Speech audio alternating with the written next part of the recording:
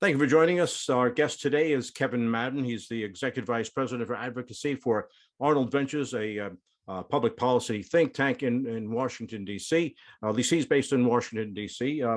For more than 20 years, Kevin has been the spokesman and advisor for a number of high-profile Republican campaigns, including Mitt Romney's 2012 bid for the presidency against Barack Obama. He's also been a frequent guest on television talk shows. In 2003, the Irish Voice described Kevin Madden's growing stature in the GOP as, quote, further proof of the heavy influence of New York's Irish Americans have in the Republican Party. That's quite an endorsement there. Here's our guest, Kevin Madden, and certainly glad to show you here with us today and get a chance to talk about some of what's happening in the campaigns this year, which is turning out to be a pretty bitter battle back and forth now this year. Yeah, but it's the interesting thing, John, and thank you for that introduction. And by the way, you forgot my most important title, which was former intern to John Goff. Election off years are about what you can agree on and how you can get big things done on the challenges facing the American people. Election years, which we are in this sort of national midterm election environment, they're always about where do I disagree with the opposition and how do I draw the sharpest contrast with the opposition on the issues that I know are driving voter sentiment. And so on everything from national security to the economy, to energy, to healthcare, even many of the cultural issues like guns and abortion, you're seeing that right now. You're seeing temperatures rise, messages sharpen, and divisions really emerge at a critical time before so many of these elected officials go back to their districts and try to make their case for re-election to voters.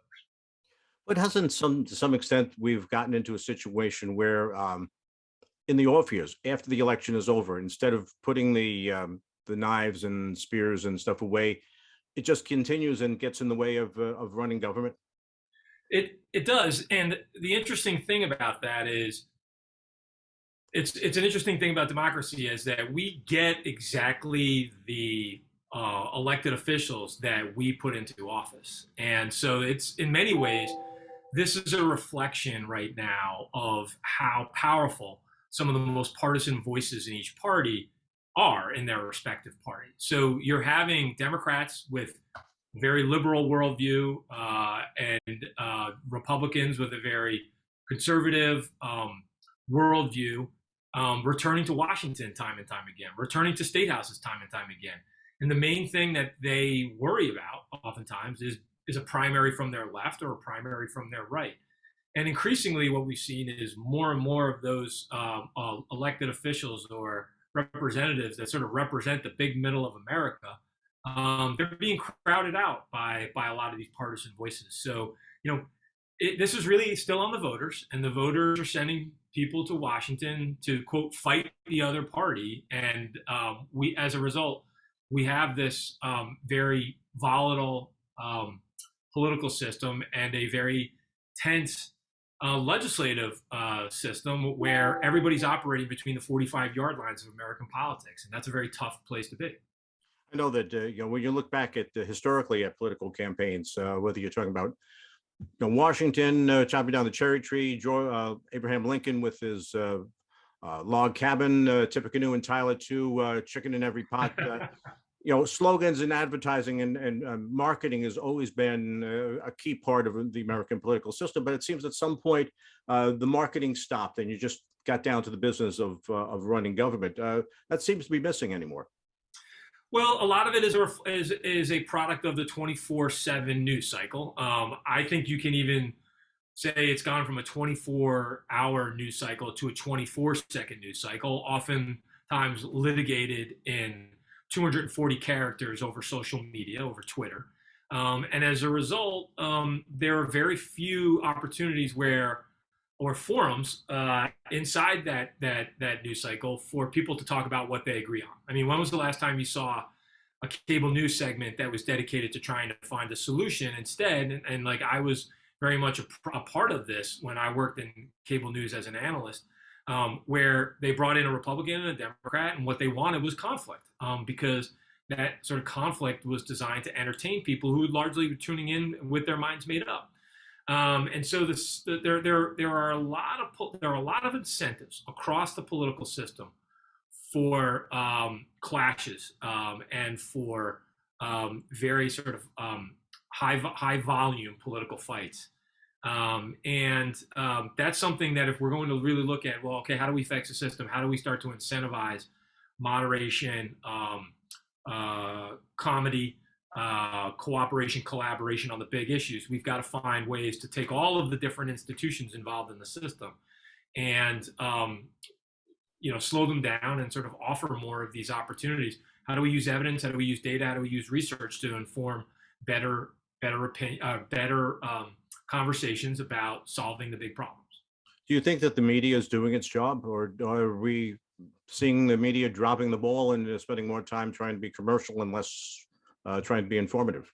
I think the media is a really important part of a healthy democracy. So I have a great respect for the fourth estate. I started out in college. I started out as a journalism major, so I have a healthy respect for that. I've worked in newsrooms, right? I've been around newsrooms. I've been mentored by people in newsrooms, and then when I was an analyst, I got a great understanding of the daily pressures that journalists and media organizations go through to cover the news. But one thing I'd say is missing from my inside view of that is a much healthier sense of reflection about what they're doing wrong. How oftentimes they incentivize bad behavior amongst not only the public when they're trying to inform the public, but also with the players in the political and legislative system. When I worked as a communications director up on Capitol Hill, John, it was almost impossible to get media attention for a bipartisan bill unveiling or a bipartisan committee discussion about a big issue that we were trying to have Republicans and Democrats solve. But it was very easy to get coverage from the news media when you were going out to have a press conference to attack the other system or to attack Democrats or attack Republicans. The media was always there, and they also gave it a lot more coverage. So there needs to be more reflection by media organizations in their role in all of that. I know some of these shows on the cable networks seem to almost be like infomercials for one party or the other. Is that your impression too? Yeah, I mean, I think there are. I think there are obvious biases towards one party or the other with MSNBC and Fox. Having worked at CNN, and I know a lot of people that criticize CNN as having a bias against one party as well, but I think CNN does a much better job of trying to go through the very careful considerations of how they balance coverage. But also at the same time, a lot of the coverage that has sort of an opinion element to it, it's not information, it's entertainment, right? And also a lot of the, this has been documented where news executives have said, we're covering a drama and there are villains and protagonists in the drama. And I think that's a bad way to look at the job. I think you have to be much more discerning rather than thinking that you're an executive producer of a reality TV show. You're not. Your job is to inform, hold public officials accountable, whether they're Republicans or Democrats, and to do so with a passion and prejudice towards the truth versus trying to tilt the storyline in a way that sort of drives ratings.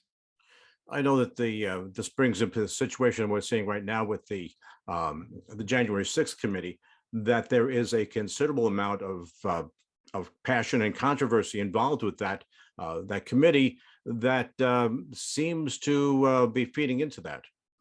Is that your view? Well, I think part of there are very few people that don't have well, let me put it this way.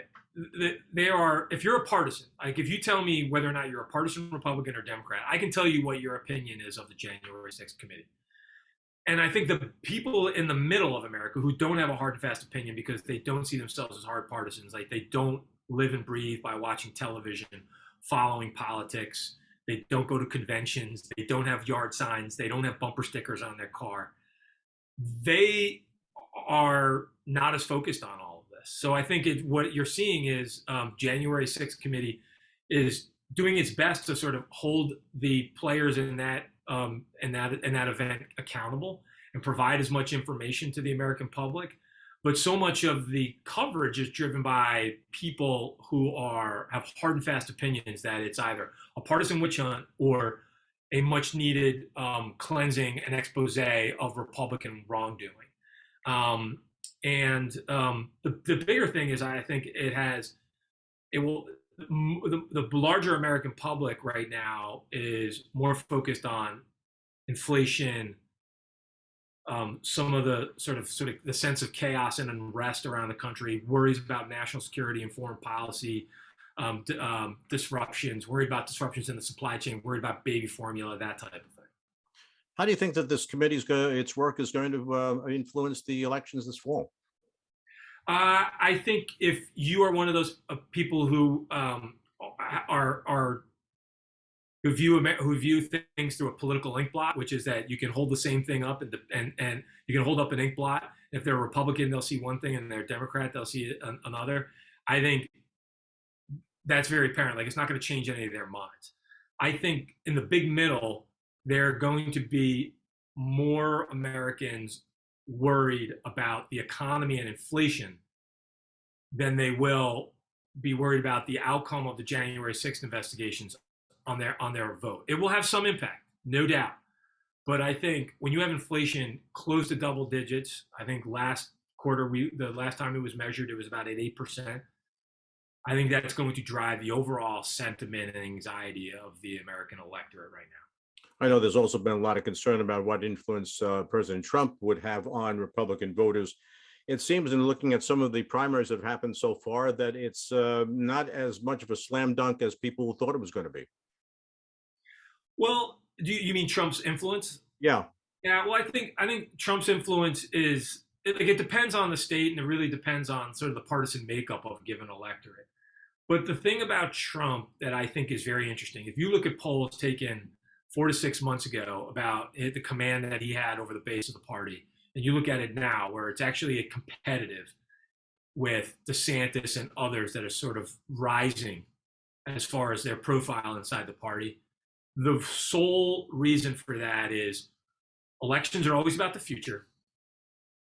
And right now, Trump is talking and is almost fixated on the past and relitigating the 2020 election, whereas others are sort of they're kind of like Trump without the baggage, which is they're talking about inflation, they're talking about cultural issues like woke corporations, or they're talking about gun control legislation, and they're talking about the Second Amendment, or they're talking about the recent rulings and the impact on the state profile of an issue like abortion.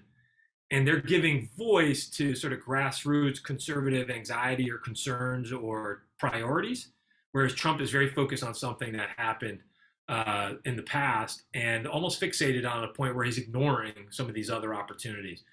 And that's why you're seeing, I think, a decline in sort of Trump's what used to be an absolute command over the party's base.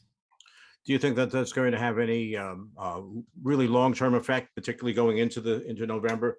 That the Republicans who are afraid of Donald Trump will, in the coming months, begin even more floating away from him as a sort of a guiding post for them?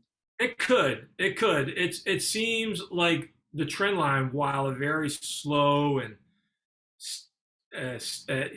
minimal trend line right now, which is that it's not a dramatic shift, but the trend line could continue to go against Trump. And so there are opportunities there for somebody who wants to articulate, a populist economic platform, who wants to articulate a new version of American exceptionalism or American foreign policy and national security as a contrast to the way Biden is articulating his vision on those issues. It could provide an opportunity. I've yet to see anybody definitively seize it or really try to draw a greater vision for the party that other Republican voters can sort of gravitate towards. But there's an opportunity there. I know that there's been some talk about that both the Republicans and Democrats are shifting too far into the extremes. Um, do you see there's any effort or any concern or any thought that maybe we should go for, and find a third sort of centrist party to sort of draw from both of those extremes? So Paul Begall and have become very good friends, and we worked together at CNN for many years. And Paul had the best answer to this question, because we used to get it every time we would do a panel or every time we would do an event together or speech together. Everybody would say, "What about the viability of a third party?" And Paul had a great response, which is, "Third parties are like bees; they sting and then they die."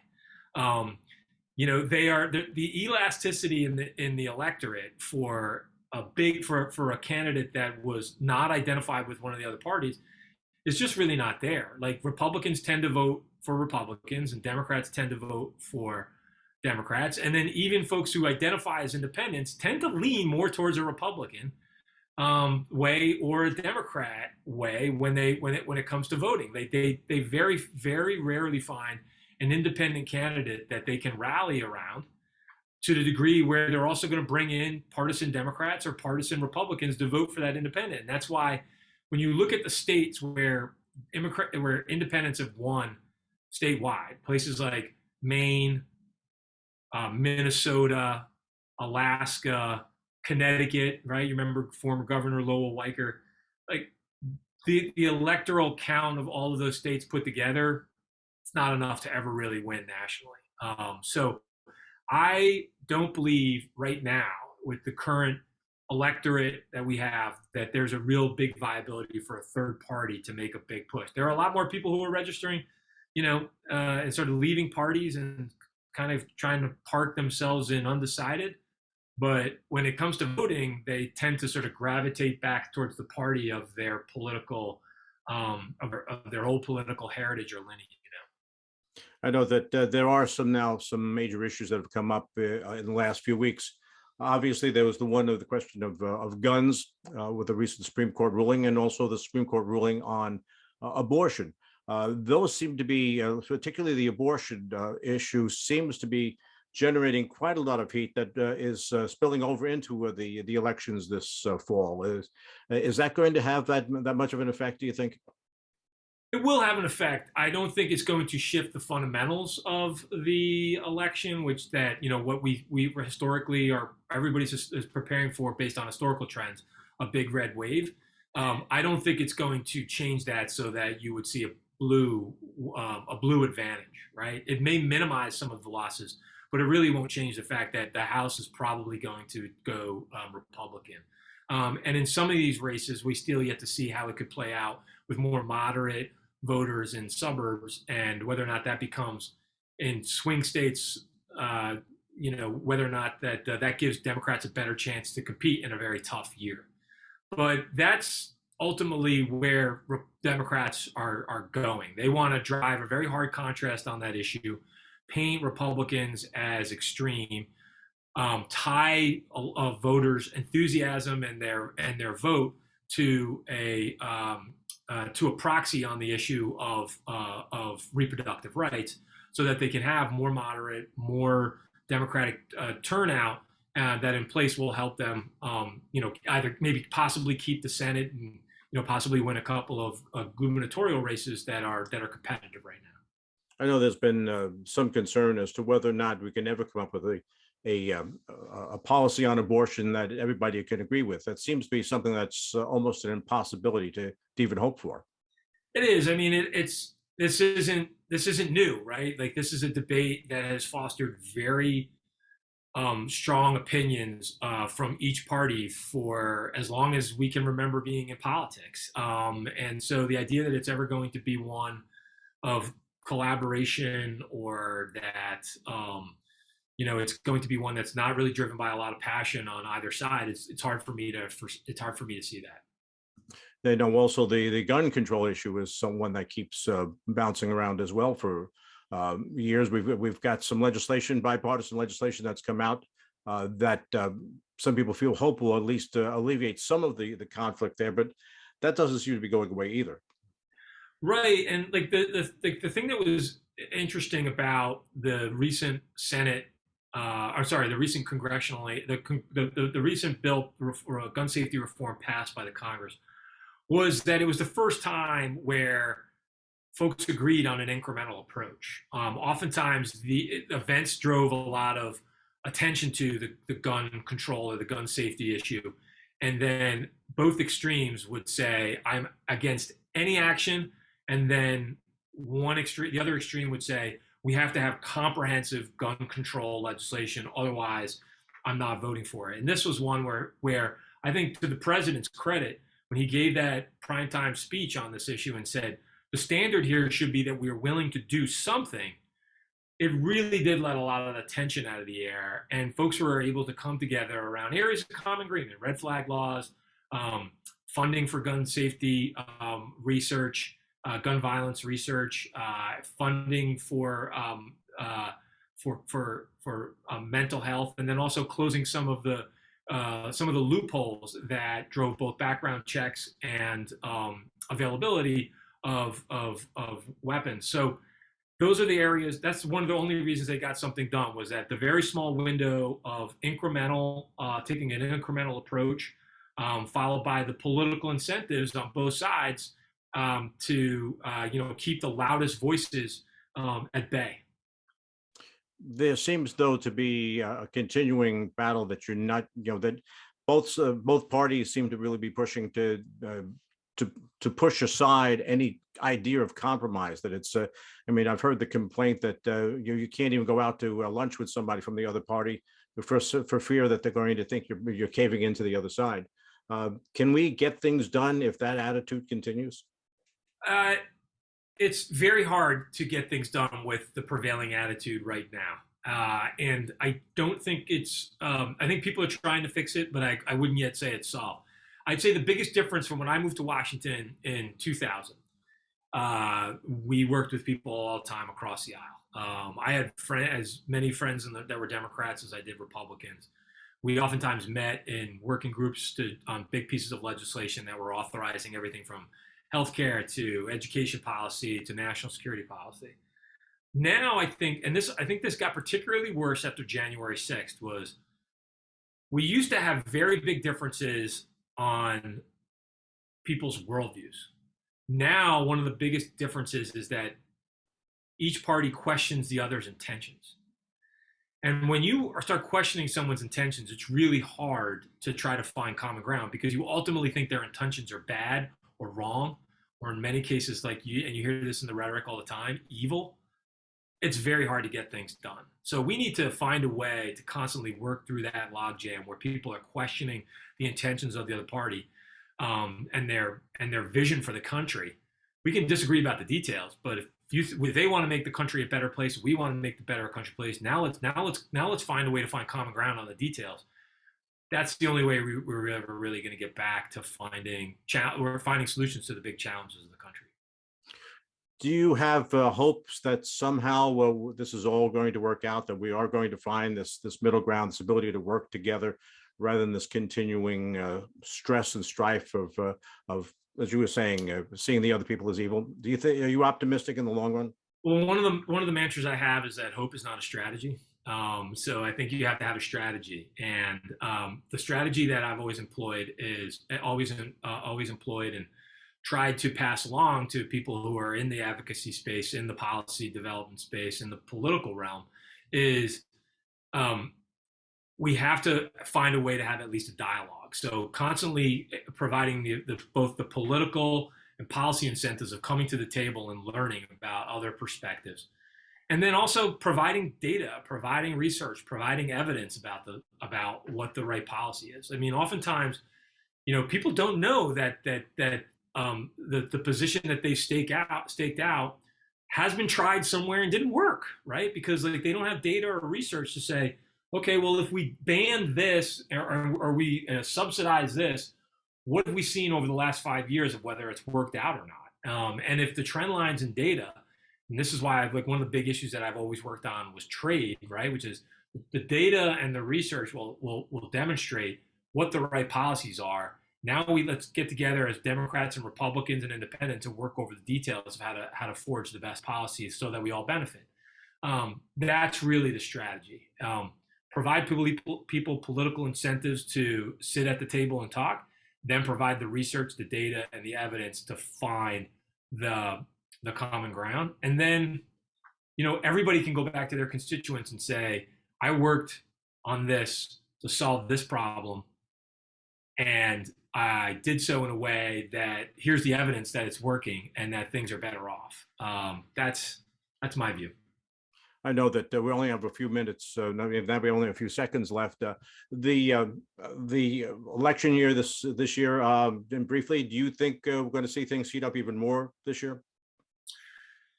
Yes. The closer that you get to election day, the higher the stakes become, the more apparent some of the trend lines become about what's going to take place. I think the rhetoric will get pretty hot, and the battles will be very pitched. That's one of the things I've learned in all my years of politics and political campaigns is that the closer you get to election day, the harder people start to fight. And I expect that we'll see that all the way through to early November. Okay, well, thank you very much. I've been talking to Kevin Madden, the Executive Vice President for Advocacy for Arnold Ventures, which is a political public policy think tank in Washington. And certainly Kevin's an old friend of ours, and we appreciate him taking the time to talk with us today. We'll be back again next time with another guest. And from all of us, thank you very much.